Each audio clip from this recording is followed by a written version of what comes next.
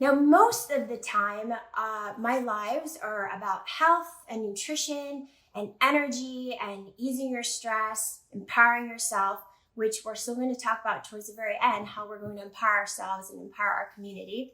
But today, the conversation will be slightly different. As many of you know, as I talked about earlier, I've been posting a lot about a topic that makes many of us very, very uncomfortable. But it's a topic that we really need to shine a lot more light on. And that's every 30 seconds, a child is sold into slavery for either sex, labor, or organ harvesting. And it's a real and devastating truth that has become a multi-billion-dollar industry, and it's only getting worse. It's gotten worse over the last several months with the pandemic. So I'll be really honest. I didn't know much about this until earlier this year when Tony Robbins and his wife, Sage, introduced to their Platinum community an organization called Operation Underground Railroad. And basically their sole mission is to rescue children from sex trafficking and just eradicate all human trafficking. So what I learned since then, and also just like from the organization, from Tony and Sage, from our special guest that's coming on today, is just that it just changed my life. You know, this information is something that you can't unknow and you can't unsee, and it changes your perspective forever. So ever since then, I've been incredibly passionate about supporting this organization because there is a darkness that exists that targets our children, and it has to be stopped. And so today, I'm honored to go live with Tim Ballard, who is a former Homeland Security officer. He's the founder and CEO of Operation Underground Railroad. He's the best-selling author of several books, including Slave Stealers, which is the true accounts of slaves rescued. And as a human being, I can't even describe what he's done. So I'm going to just call him an angel. Like, he's an earth angel. It's absolutely indescribably heroic what he's done. It's profound, it's inspiring, and he's here today to share his mission, share his story, and to share with us the things we can do to help support them in their mission to save children. So I think Tim is actually requested, and he's coming on right now. Give us 1 second. Let's see, there's Tim. How that goes. We're gonna wait for him to connect. And you guys, I know you sent me tons of questions. We'll get to all of them. And if you have more, just type them into the comments, send your support. We will get to most of them, not all of them. So, hi, Tim. Hey, Serena. Thanks so much for having me on. Absolutely. Thank you so much. I know you're so busy, and you're so busy saving not just our kids, but our world in so many different ways. You can see all the messages coming up. Thank you for taking the time. I'm so grateful to you for taking this time to share with us how we can help. So let's just start off with how, for the people who don't yet know you, and hopefully there's going to be thousands more that will know and understand what you're doing. Could you give us a little bit of background? What is Operation Underground Railroad? How did you get into it? Share with us your story, because I found it profound, and it changed my life. Yes. Thanks so much, everybody, for tuning in. So I had spent 12 years in the U.S. government as a special agent, undercover operator for the Department of Homeland Security. And my job, am I coming in, Claire? Yeah, if you can boost your volume a tiny bit, it would be awesome. Okay. So but I can hear you. If you guys can't hear, let us know. So I spent 12 years as a government agent, and I was stationed at the border of Calexico, California. And my job was really to infiltrate child trafficking rings. And this was back in the days when people weren't even talking about trafficking. We were just really discovering. We were discovering what it was. And so I did that for 12 years, and I started working in these cases, looking for a nexus back to the United States. Cases that I thought were connected to the United States that ended up not being. But the problem is, in my pursuit for the investigation, there's two different cases, one in Haiti, one in Colombia, where I had made myself the bait. I had gone undercover. We were, 60% of the way to rescuing dozens of kids, actually well over 100 kids. And in the end, I couldn't justify the U.S. government being involved because there was no laws being broken in the United States. And Right. I remember talking to my wife. There's a feature film coming out that Tony Robbins has executive produced called The Sound of Yes. Freedom. Actually tells this story, what happened. It focuses on the Colombia side. And so I had to make a decision, my wife and I, what do we do? If I walk away from this, in as much as I'm the bait, I'm the one that has the relationship with the traffickers, I'm the one that has infiltrated. If I walk out, we lose the whole thing. But if I stay here, I lose my job. Like I gotta choose one. And with 6 children and having been on a government salary for 10 years, there wasn't like there was a lot of savings or option financially that made sense. But it's really my wife that said, "Why are you even asking me that question? That's a silly Right. question. Like, what? There's no debate here. You're staying, and we're going to quit, and God will figure it out for us later. But you have to Right. stay." And so I quit my job in 2013, and we went to finish those 2 cases, one in Haiti and one in Colombia. And after several months of just craziness and very dangerous operational endeavors and investigations, we ended up liberating over 120 victims in Colombia, and then in Haiti, 28 children, little children, and so that was. And then after that, we're like, okay, now what do we do? I've quit my job. Well, let's keep going. And so we founded Yeah. this Operation Underground Railroad so we could continue. And today we're in 26 countries. We work with law enforcement, with aftercare services, with governments to Right. teach and train and empower. So that and today we've rescued over 4,000 victims and arrested over 2,000 pedophiles and traffickers, and still going Yeah. strong. So Yeah.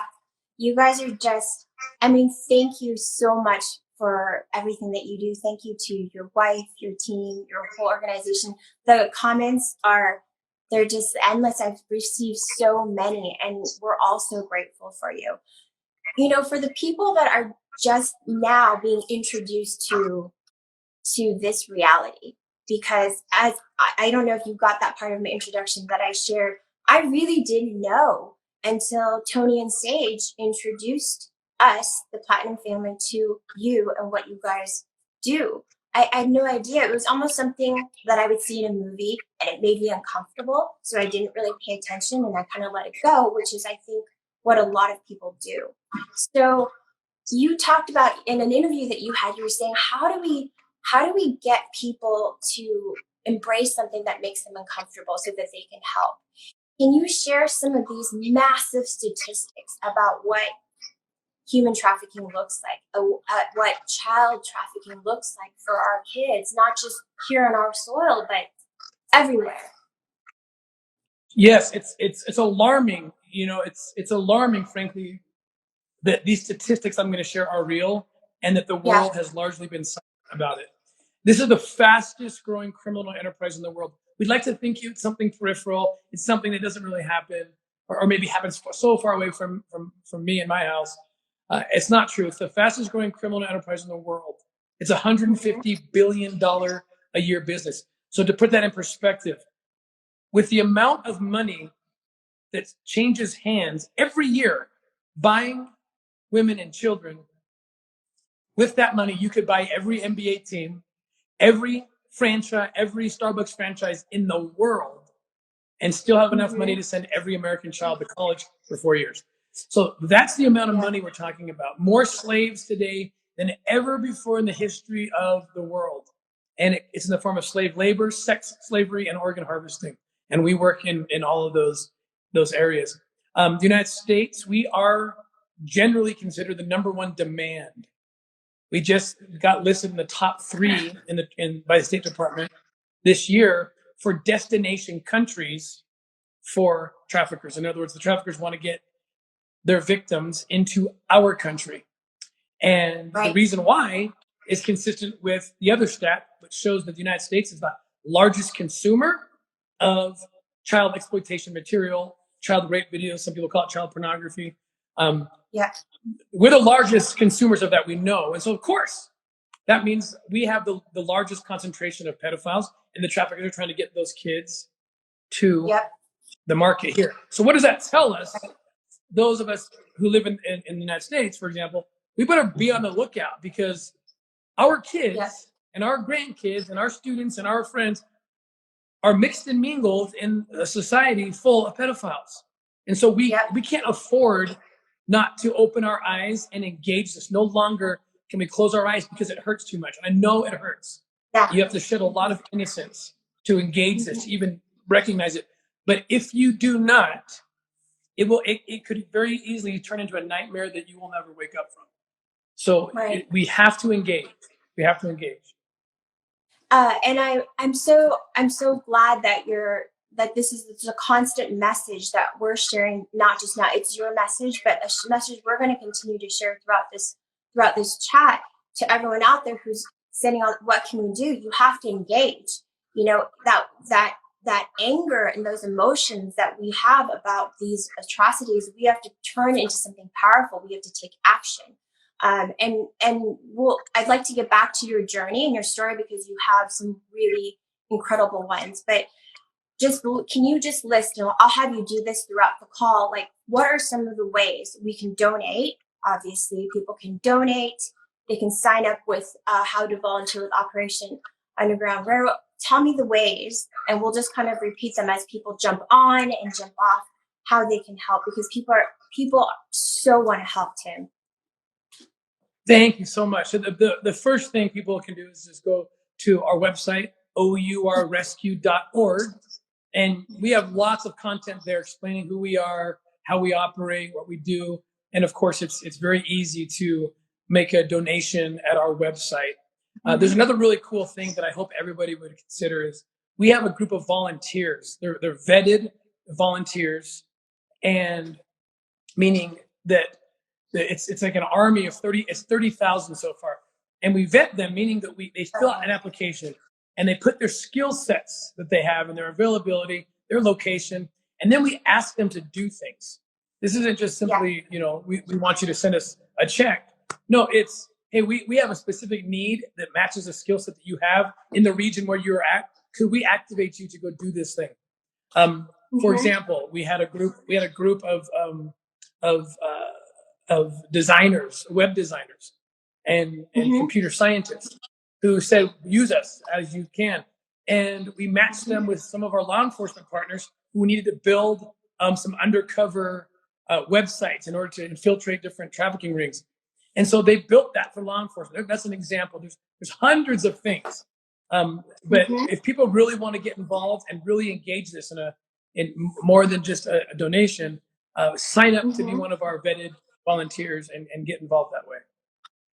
That's awesome. And you guys, the site has almost everything. It has everything you need. I mean, you have Tim, so we can ask him questions, but you can sign up to donate. You can sign up as a volunteer. You can sign up as an abolitionist, where you just can give a little bit every single month. And we can write to our government officials, right, Tim? Like, who would you recommend if you are seeing these things happening? Who do people call in their local areas? If I see something that doesn't seem right to me in my city of Santa Monica, I mean, I'll call you, but so who are the people? The first call. The first call is to your law enforcement for immediate things that you see. Something's not right. You see a situation, and don't be afraid to over-report. You don't know that someone else could have called in even more details. Same on a similar scenario, same person perhaps. So even your little piece of data may be very important.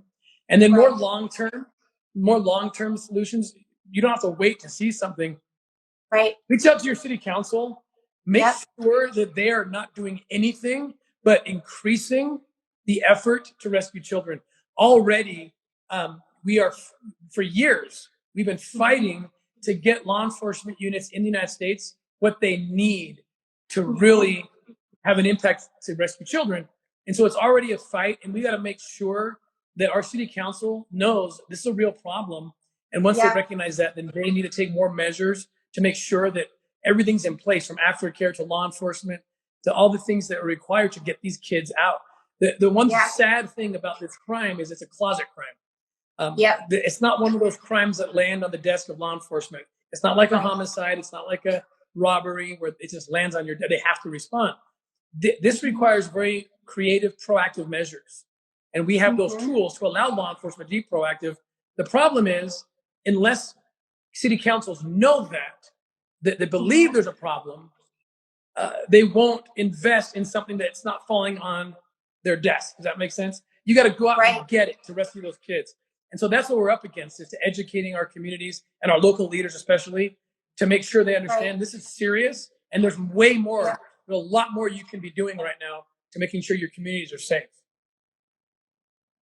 Absolutely. And, you know, I saw several of these comments. They're saying, I'm in Costa Rica, I'm in the UK, I'm in New Zealand, I'm in all these other countries, but I still want to help. How can they get involved? And I know that you're in 26 countries, but I don't know all of them off the top of my head. So what would you say for those people who want to be of service? So one of the biggest problems we have is people getting loud. You know, how do you end slavery? It's when the people get loud, the governments respond. So that's why we put a premium on the documentaries made or the footage made. There's the feature film that Tony helped produce, right? We have to get people loud. They've got to be talking about it. So I would tell those people in other countries, get online, learn about the problem, get the content from our site if you need to, and share it. Just talk every day. Share something with 100 people if you can, because the more loud, the louder we get, right? Then the better chance we're going to have that our governments are going to respond. Yes, agreed. And that's, again, I'm so glad you brought that up as a point, Tim, because we have so much power. I mean, this is something that makes a lot of people feel helpless. You know, it's hopeless and helpless. What can we do? But we all have our own networks. We all have our own communities and our platforms. And like Tim said, getting loud, share, educate and share. There's so many different ways, even with just social media. Us sharing for the last several days, it's reached hundreds and hundreds, and we've got nearly 2,000 people on right now. I mean, it's powerful, and that in and of itself is such a help to these kids and to Operation Underground Railroad, just to let people know and to know that we're not going to hide behind the discomfort of it. So Tim, your journey has been incredible. Your story is incredible, and I know that you gave a few little insights to it. But could we go back a little bit, because the emotions from what I learned about how you came from terrorism and homeland security to where you're at now, that journey is something that I feel like a lot of people do need to really hear. And I would love if you could share a little bit more about some of these stories that has been pivotal for you in your career. Sure. So, like anyone, I was afraid of this too. I mean, I know how hard it is to engage this. I first said no when I was asked to get involved in this in the early 2000s. Ultimately, my wife and I decided that we needed to do it. And for me, I kind of had a transformational experience and this is depicted in the movie Sound of Freedom as well, when it was the first time I came across a real child that we had been investigating, mostly in the early 2000s especially. All we could do was get the pedophiles on the end user side of the child exploitation cases, child exploitation material. And it was the first time I saw one of the children from the videos. It was an operation we were doing at the southern border. The trafficker was an American man who was kidnapping children in Mexico, bringing them up to San Bernardino, and actually making child rape videos with these children. And we extracted this little boy from the van, and he was only 5 years old, and he uh, he came to me, and I remember at one point during the investigation, and he wrapped his arms around me and just started crying. And he said words that a 5-year-old should never have to say. He just said simply, "I don't belong here." And if you think about a 5-year-old saying that, I have children, and they're way too young. Especially, I knew what he meant, and I knew he knew that I knew. Right? Right. I don't belong here, Mm-hmm. and just wept. Mm-hmm. And I was in that moment. I I could multiply that pain by 2 million children who are commercially traded for sex. I could add another 8 million or more to the other forms of slavery. And that pain was immense. And I remember I had the fight or flight thing happen. Mm-hmm. That case actually led us to about 12 other kids who we were able to find and liberate and put this guy behind bars. Yeah. But at the end of that investigation, I remember thinking, I'm going to either fully engage now or I'm going to quit. Yeah. Because I can't, there's no middle ground anymore. It's like the battle lines have been drawn, and either I'm going to fight or I'm going to go home. Right. And it ultimately I stayed. And that's what drove me from that point on. And when I got to the point in Haiti and Colombia where it sounded crazy that I was going to quit my job, it was really that little boy who I credit with inspiring it, because that moment was so important to me. Yeah. that I felt him. I felt I felt his commission really to me. And so what I would, and that was, that's what launched me. And I made the decision. There's hardly anything I wouldn't do at this point. Quitting my job, sure, whatever. I'll do whatever I need to do at this point. I've seen too much, like you said earlier. You can't unsee it once it's been seen. Yeah. And I would ask that people seek to have some sort of transformational experience like that. Yeah. And you have to. It hurts. It hurts. You shed innocence just talking about this, just showing up to the presentation.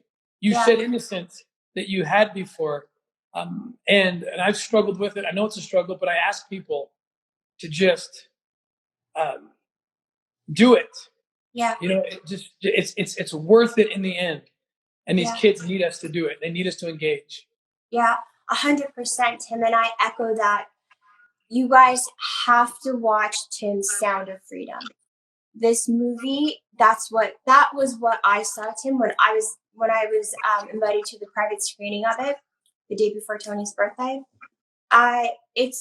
You can't unsee and you can't unknow, and it changes your life. And I really encourage all of you to go watch it and share it and share the knowledge of it, and tell and encourage other people in your community to watch it.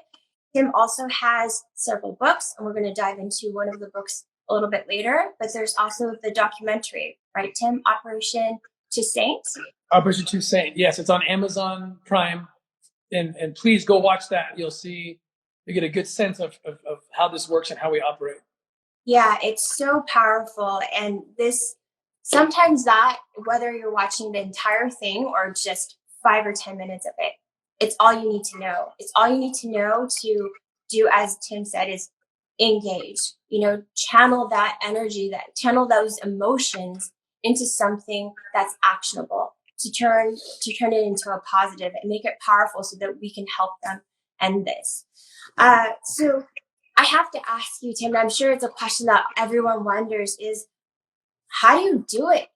How do you disconnect when you have to go undercover? How do you stay grounded? How did you, and I'm sure there's an evolution from the beginning to now, but can you share that? Because I think that's something people can use to work on themselves when they have to digest this information and then channel that into something else. How do you do it?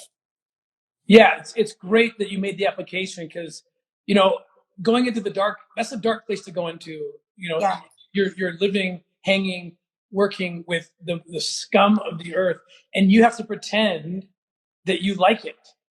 And you have to pretend that you like them. Mm-hmm. And sometimes it goes on for weeks and months.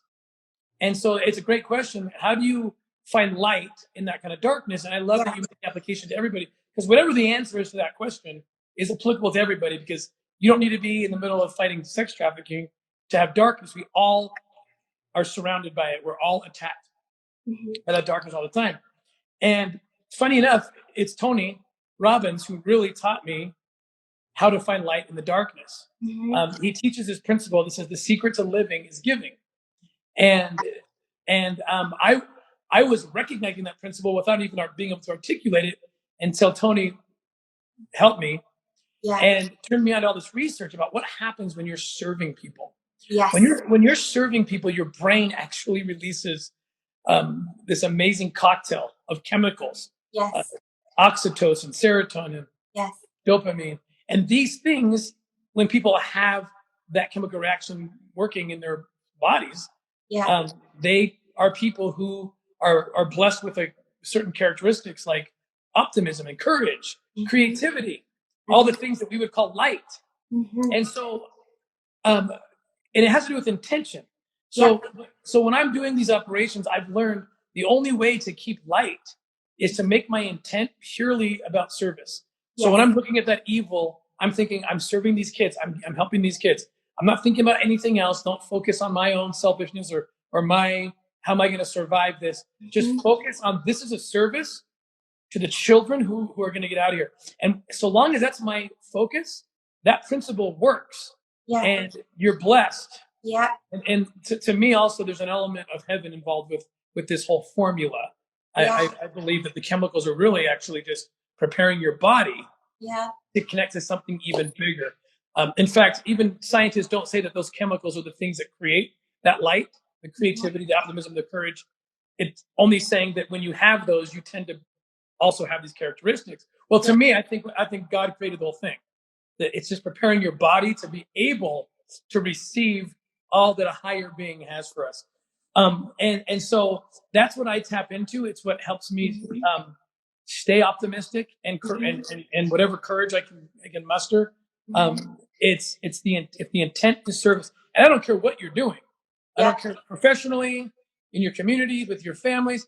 Your intent can always be, I'm trying to help someone else. Yes. If I'm at a crossroads, even the smallest decisions in my life, and do I do this or do that? Which of those is going to lift another? That's the decision you make. And when you do that, your life is full of light, no matter what the darkness. Absolutely, Tim. I 100% agree. I echo those words. For the people in my community, that's what I share about a lot. Just you're serving it. It's all about service. And when you're serving something that's bigger than you, to recognize that there's bigger than you, it just makes it easier when you're looking there instead of looking just right in front of you. Your vision is impaired. So that was so beautifully said. Thank you so much for sharing that. And I hope that was really helpful for people who have a hard time, whether it's just with this information, processing and digesting this, or if you're stuck in a place where it seems like, you don't know what to do next. Look to serve. So Tim, I wanted to know also if you could share your hardest moment. You've been doing this now for 6 years, is it, Operation? Well, you've been in your career now for almost 20, right? You've been doing this for 2 decades, nearly. Yeah. What has been one of the toughest moments for you?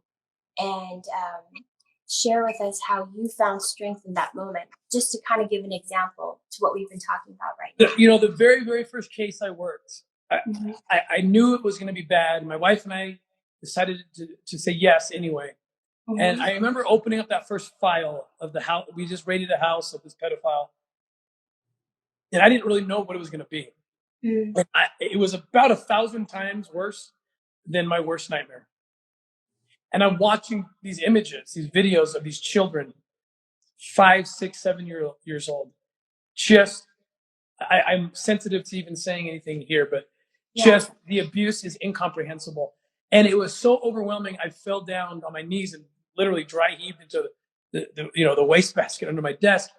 And I jumped into my car and I sped off to my kids' school. I have children that age. And what happened, whether those kids look like my kids or not, in reality, I had I had superimposed their faces there. I couldn't help it. And I had to get to them. I drove to their school just crying the whole way.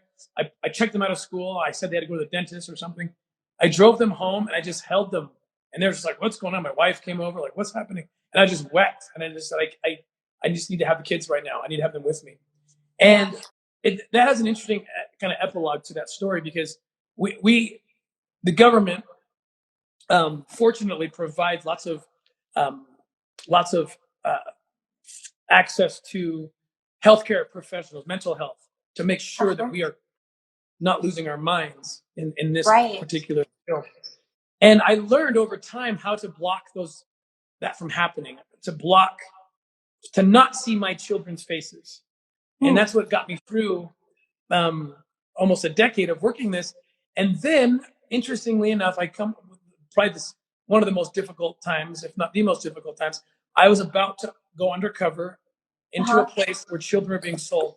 And I'd never seen so many kids. There was close to 30 children that were all being sold in this horrible place that was posing as an orphanage. And my job was to go undercover. And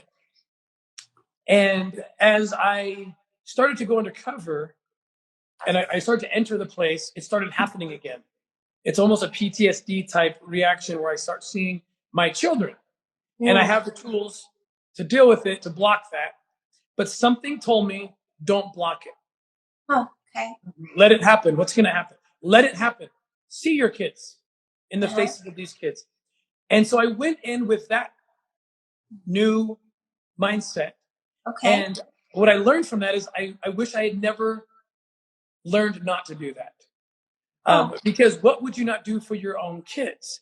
And we began to push the envelope like never before. We got more creative. Again, back to that principle, the secret to living is giving. Right. Because if they're my kids, how much more is my intent to serve and uplift? And so I'm blessed with even more, of the byproduct of this beautiful thing that happens when you serve. More creativity, more optimism, more courage. We ended up pulling off one of the most successful operations we've ever done and liberated those a couple dozen children. Wow. But then what happened was two of those children, because I really took seriously that I wasn't going to block. I was going to let these kids become my kids. And then two of them literally became my kids. After the operation, my wife and I felt that we should bring them home. And so we ended up adopting those two children. And thus proving the principle that it's okay to shed some innocence. It's okay to engage this. It's okay to see your own kids' faces on those kids. Don't let that be a deterrent. And I said to everybody who's fearful of entering this fight, don't just let it happen. The word sacrifice, people often think that sacrifice means just losing something, giving something up. But truly, the word sacrifice means giving something up for something better. Yeah. And that's what we ask people to do, is sacrifice your innocence. Yeah. So you can look at this. But what you get in return, helping a child into liberty, you'll never experience more joy than participating in something like that. Absolutely. I echo that as well. I mean, it's been so rewarding just to be able to share, just be able to give, and to know that it's going to you guys, and it's going to the Aftercare, and it's going to rescuing these kids. Can you share with us a little bit about that story, Tim, with your two adopted kids? I think it's absolutely beautiful, and I know that there are people that have messaged me to learn and understand about the adoption process that goes through you guys. And I think that would be just beautiful if you could share a little bit about that story. Yeah, so after we actually went into that place looking for another little boy who had been kidnapped. And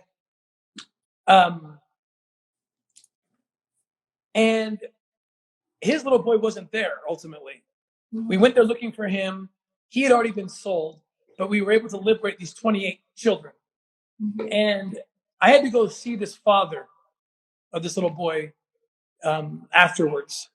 And I went to go meet with him in a hotel, and he was expecting I was going to walk through those doors with his son in my arms. And I was too, because we knew his son had to be there because all the evidence led us there. In fact, we knew we had identified the right place, Mm-hmm. but the little boy had been sold before we got there. Mm-hmm. And so I had this conversation with this man, with his father, Mm-hmm. and I can't even talk. He knows. I mean, no words were necessary because I didn't have a son. He looked at my face. He knew that we failed in that respect. But through our tears, I was able to eke out the words, but we did rescue the other kids. We got 28 kids. And this man stopped. And he teaches me something so important in this moment. He stops crying immediately and he says, well, why are we sad? And I said, well, because I'm worried about the one we didn't get out. And he says, no, you're missing the point. If my son hadn't been kidnapped, then nobody would have responded. And those 28 kids would still be in hell. Mm-hmm. And he said, if I have to give up my son so that these 28 kids can be rescued, that is a burden I'm willing to bear. And then the next day, he went to the police station. I went with him. And he said to the police, if you can't find parents who were rescued in the name of my son, I will be their father. Wow. And he went home that day with 8 of those kids. Wow. So I called my wife that night and just like, can you believe this guy? And by the way, I had learned something that he had learned, that principle, Tony's principle. He had learned it. He's a man full of light all the time. And I never knew why, because if I was in his shoes, I'd be the darkest, most miserable person on the planet. Why is he full of light? Because he does stuff like this. Yeah. He serves, even irrational service, because that's irrational. He didn't have the money to do that. We found the money, but he didn't ask that ahead of time. He knew it was his way out of his darkness. Serve, serve, serve. And so he brings those 8 kids home, and I call my wife that night, and I'm just like, can you believe this guy? Let me tell you what he just did. And my wife, and I'm saying things like, I want to be like him. He's my hero. And so my wife says, well, let's be like him then. I said, okay. Well, he took home 8. Mm-hmm. Can we not take home those 2? There's 2 children the 2 children who I actually bought in the sting operation, right?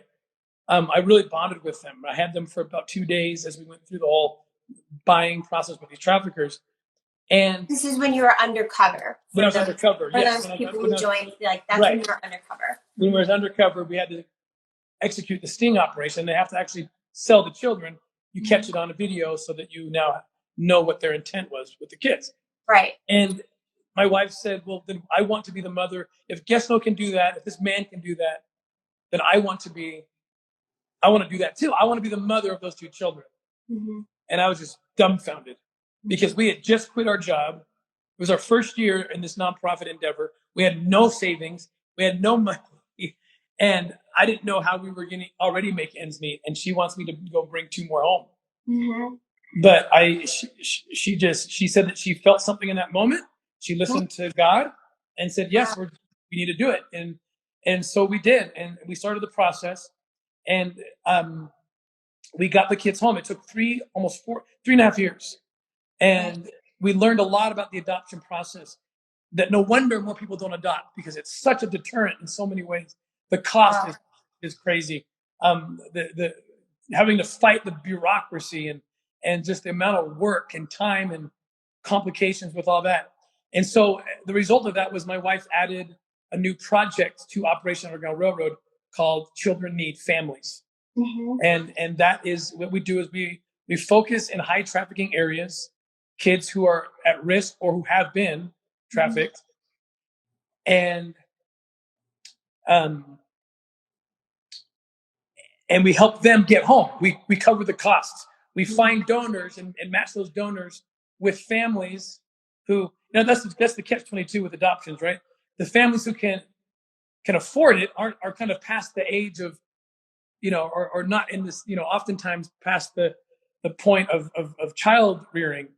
But the families who want children generally aren't in a position to afford it. So we match those together, those who can afford it with those who are willing to rear the children. And we literally are building families. We're making families. It's this beautiful thing. It's the ultimate aftercare solution. Yeah. Right. It's the ultimate to get a child back with a family, into a family. Yeah. And so that's what the child, and if people want to get involved with that, you can go to, it's a project within Operation Underground Railroad, but it has its own website. It's cnfnow.org, cnfnow.org, and you can contribute directly to that fund. or even participate in helping make a family, whether if you want to adopt or you know someone who wants to. Yeah. But it's one of our favorite projects for sure. It's so beautiful. I actually only recently learned about that when you guys had shared, but it's just beautiful. And I'm so grateful to you guys and to your wife just for creating that, that as a project within your aftercare program, which I know you've shared a little bit about. I'd love for you to share a little bit more about it, and also about your book. And I'm looking at the clock and I want to make sure we have time for everything, as well as some of the questions. So real quick, for everyone that has been saying, how can we volunteer? How can we help? Go to their website. Go to OURrescue.org and look up everything. They have all the information there. Go to Tim's account on Instagram. Everything is tagged in the title. Go to Operation Underground Railroad's Instagram account, and you'll have everything there as well. They have all that information. So go there, and there's so many different ways that you can be involved and help. And so I think that actually covers a lot of the questions that people have. It's just, how can I help? How can I help? How can I contribute? But I definitely would love you to just share some of the aftercare, because we did have some people ask, like, what happens once you've rescued a child? What happens then? So it's the most important thing we do is the survivor care, right? And we don't reinvent the wheel. There are people who are experts all throughout the world in rehabilitating survivors. And so when we go into a country, the first thing we do is find those partners. We don't, by policy, we don't utilize any state-sponsored, any government-run aftercare. That doesn't tend to be something that we can trust, that is effective. So we find partners, they're nonprofit partners who are experts. They're already in these countries. They can provide a solution to healing within the cultural context, because they're foreign nationals. They're from that country, and those children want to heal in that country. So we partner with them, and when we go to our law enforcement partners, we say, look, we want to help you rescue children, but you have to agree that any children that are rescued with our help must go to these places. And these places are homes. They're homes. The programs we seek are those who are built on a family kind of organization, that loves these children, that helps in any way they need help. It's oftentimes always a key to healing, and every case is so different, so the tools are vary. But the one constant is children need to know that they have another option. Right. And that's the problem. When we rescue these children, and you ask them what their favorite color is, 9 out of 10 will say something like, "We don't even know what that means. Are we allowed to have a favorite color?" Like, right. Wow. You understand that their brains have been completely rewired. Right. And so we teach them who they are, that they're children of God, that they can be anything they want to be, and they just need to say what it is, and we will help them get there. So some of the kids, we've been around for 7 years, so some of the kids that we've rescued are now becoming adults, the very first ones, and we're still with them. Like, we're helping them get scholarships, we're helping them start businesses, and we take on a lot more kids than we actually rescue. So if we rescue 10 kids in let's say Uruguay, and we take them to one of our aftercare homes, and there's already 100 kids there, we take on all 100, and and 20 or whatever. So we actually end up taking care of a lot more than we actually rescue, because it is that important to us. That there is no rescue if the kids cannot be healed, rehabilitated, and then reintegrated into society. Sometimes we find their parents, and they didn't, and those are the most beautiful examples when we get to reunite families. Other times there was no parents, or the parents were part of the problem. So it gets very complex. Traffickers are businessmen. They take the path of least resistance and high reward, and that means they're gonna target children who aren't in good situations, who don't have a solid family, who don't have parents often. or who, they're being raised by a family member who's not paying attention and doesn't really care. So so we know going in that we have to be that family. Right. That's beautiful. And I mean, it's, you guys, everything is on the site, and it's from start to finish, and you never finish, right? You stay with them. You stay with them forever. They're in your forever family, all of these kids. Tim, you have a book that I would love for you to share before we run out of time, because I think it's fascinating. Slave Stealers. So can you tell us a little bit about that? And of course, when it'll be available, where it's available, and then also when Sound of Freedom can also be available for everyone to watch. Great. So in terms of Sound of Freedom, we have no information yet because COVID got everything down, and we don't know when it's going to be released or how. Okay. So you got to stand by for that.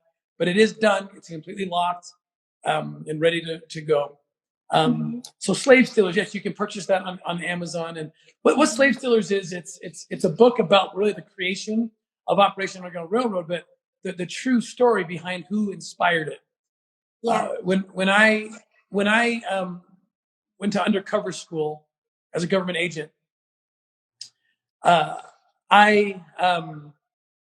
we were very new. Everybody was very new at this trafficking, fighting trafficking. And when I went to undercover school, it became apparent that, there was no real curriculum yet on how to fight this or how to go undercover and fight this. And so what I did was I said, well, I know what we're fighting is slavery.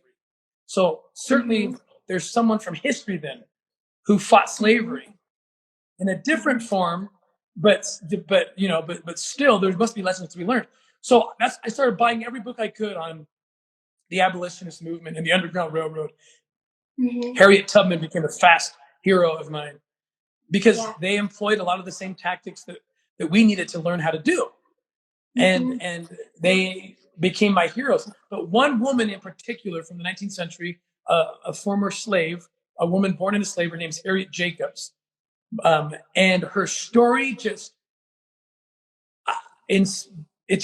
beyond inspired me. Her story, and no one knows her name, even though she should be listed amongst the great abolitionists like Frederick Douglass and Harriet Tubman. But Harriet Jacobs was unknown because she wrote her story and published it in 1860, and during a time when slavery was still legal. So what happened was she had to change all the names in the book. And so in the end, by the next generation, everybody thought it was fake because they couldn't corroborate anything she was saying because all the names and the places were changed. Well, it took it wasn't until, in the 90s when a professor named Jean Yagan figured it out. She's real. And once she figured it out, it was in some ways too late because that history had already been written. But when I learned her story, it is the most unbelievable thing what she did. She had to rescue herself and her two little babies from slavery. And she had to outwit her master. And she did it hiding for 7 years in an attic. That's all I'm going to say because the story is crazy. But what the book does is it goes back and forth between her story and my story, basically showing how I sat at her feet and learned how to do this, how to rescue children. And you see how I observed her, what she did, and then I seeking our team to emulate that. And so the book goes back and forth from the 19th century to the 21st century, showing how these heroes of the Underground Railroad still are our heroes. When I named our foundation Operation Underground Railroad, it wasn't a casual decision. It was very real. It was very meaningful that we harked back to that time when people of all sorts, of all persuasions, of no matter what party, politics, it transcends all of that. And that was the Underground Railroad. People came together and said, you know what? We're dropping all our prejudices. We're going to come together. There was, white Americans, Black Americans, Mexican Americans, German Americans, like everybody, they came together over the one thing that they could agree on. I think we're today in that situation in some ways where we can't seem to agree on anything these days. But maybe we can all agree on this. children shouldn't be kidnapped. Children and come together, and that's what this book's about. Yeah. It's about learning from those who went before us, but Harriet Jacobs, I'm telling you, everybody needs to know her story. It's actually been optioned for a limited series. It's going to be an 8 episode series, and the scripts are being written right now. But she is a hero. Her story needs to be told, and that's what Slave Stealers is all about. That's incredible. You guys check out his book. Tim, can you hear me okay? Because I think there's a little bit of a Wi-Fi disconnect. Are you good? Thumbs up, you guys can hear me? Okay, cool. Go check out his book, because I think that's something that we really, really need, that you've talked about.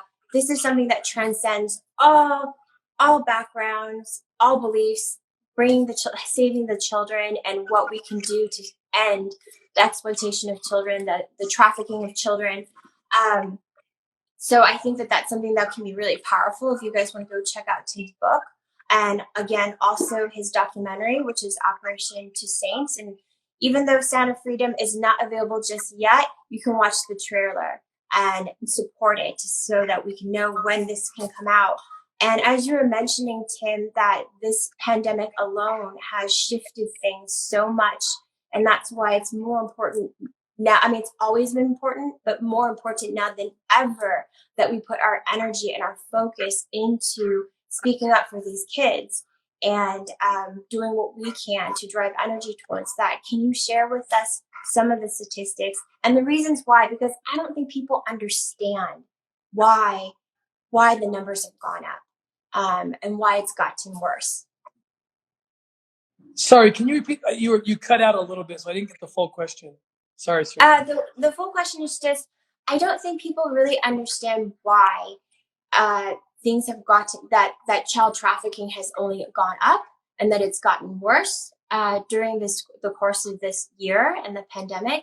If you could share some of the numbers and the reasons why, because people are so focused, I think, on other information that's been shared. Yes, thank you. Yes, that it's lost. Yeah, great. It's a great question, and it's an important one.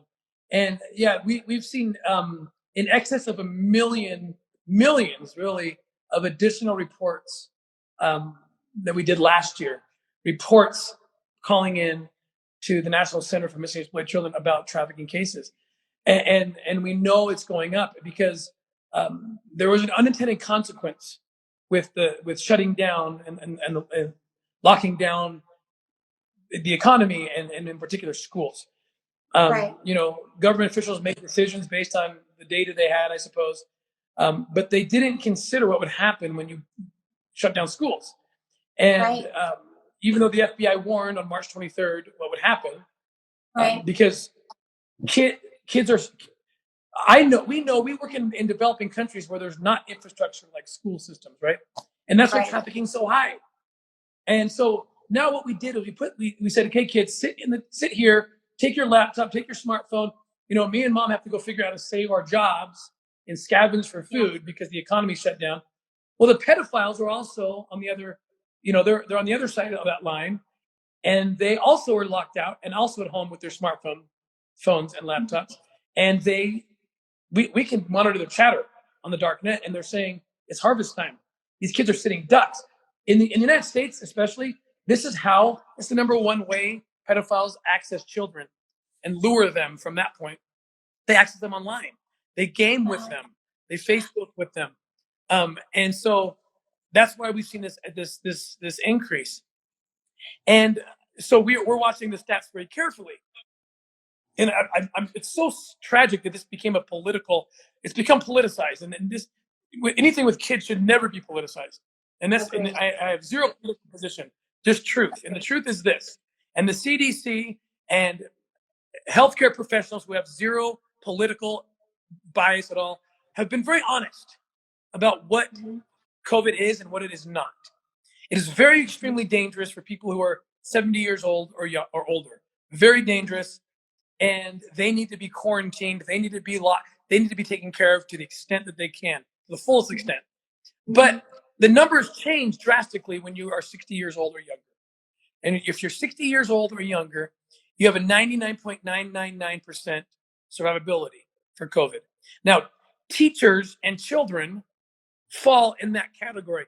I think it's something like 89% of teachers are under 60. So they fall in that category. So the real question that needs to be asked right now as we debate schools and opening schools, once you've taken care of the most vulnerable, those who have pulmonary issues or health issues, and then those who are 70 years or older, after you've taken care of that, the really important question to ask is this: what is a bigger threat? A virus with a 99.999% survivability rate, or hundreds of thousands of children who will be trafficked, who will be sexually assaulted? Not to mention the other byproducts, the suicides are up, and just the general economic depression, which leads to other horrible things. But just the kids alone. And so my question is, why at least include that in the debate? And thus far it really hasn't been much included in the debate, at least in those states and counties that are shutting down schools with complete, in my opinion, disregard for the children and their safety. Because we got to start asking, what is a bigger threat? And this is the fastest growing criminal enterprise in the world, and that is the bigger threat. And we're not paying attention, or at least our governments, I don't think are doing a very good job. Right.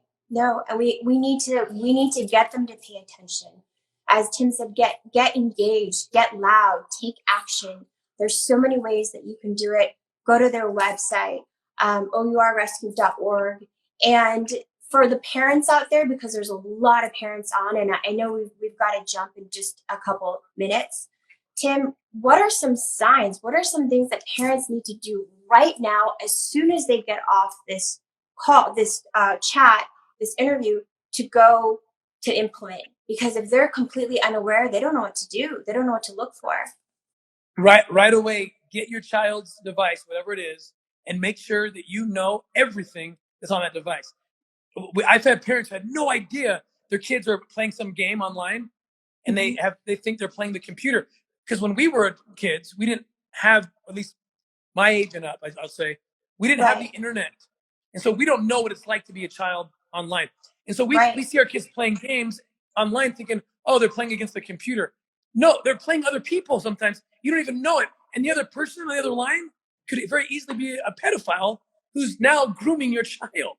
We just saw a case not long ago, just 30 miles from my house, where this guy was gaming with 2 6-year-old girls. And he through that gaming process, had convinced those 6-year-old girls, 2 of them, to take their clothes off and take naked pictures and send to him. Luckily, the Attorney General's office got involved. But these are the kind of cases that are being reported and happening right now because of this lockdown. So parents, know what your kids are doing online.